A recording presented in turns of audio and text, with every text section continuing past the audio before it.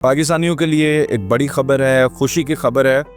एक ऐसा कानून जिसकी मुझे भी समझ नहीं आती थी, लेकिन कानून के आगे किसी की क्या चल सकती है, बस कितना चलता है किसी का। अगर आप पर कोई झूठी एफआईआर ही दर्ज करवा दी गई है, जो कि बहुत बड़ी पॉसिबिलिटी है पाकिस्तान में किसी के खिलाफ भी एक झूठी एफआईआर, तो कोई बड़ी बात ही नहीं है। आप अब उस केस में, क्योंकि वो झूठा था, आप बाइज्जत बरी भी हो गए हैं, लेकिन आपने जब करैक्टर सर्टिफिकेट हासिल करना है ना, तो उसके ऊपर मेंशन आ जाता था कि भाईजान फलां तारीख को, फलां महीने में, फलां सन में इस शख्स के ऊपर ये एफआईआर हुई थी और उसमें ये बरी है। अच्छा, वो करैक्टर सर्टिफिकेट के ऊपर तो एफआईआर आ जाती, आपके ऊपर तो झूठी थी।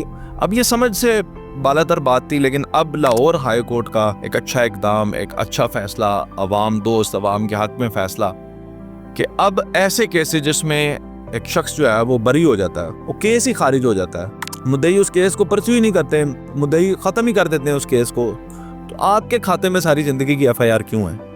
उन्होंने कहा कि नहीं जी, इन दर्ज झैल सूरत हाल के अंदर बंदों को रिलीफ मिलना चाहिए, उनके जो करैक्टर सर्टिफिकेट हैं वो क्लियर आने चाहिए। तो ये बड़ी खुशी की खबर है, ख़ास तौर पे उन लोगों के लिए जो बैरून मुल्क वीज़ा अप्लाई करते हैं, नौकरी के हसूल के लिए, रेजिडेंसी के लिए, इन्वेस्टमेंट के लिए, जो लोग पाकिस्तान के अंदर सरकारी नौकरियां हासिल करना चाहते हैं, और दीगर ऐसे अमूर जिनमें आपका करैक्टर सर्टिफिकेट क्लियर होना ज़रूरी है। मेरा ख्याल है कि ये बहुत अच्छा, बहुत एहसन, बहुत ज़बरदस्त कदम है। आवाम ने भरपूर सराहा है इस कदम को, हम भी बहुत अप्रिशिएट करते हैं। और इस तरह के अवाम दोस्त, अवाम के हक़ में फ़ैसले आते रहें, अवाम को रिलीफ मिलना चाहिए।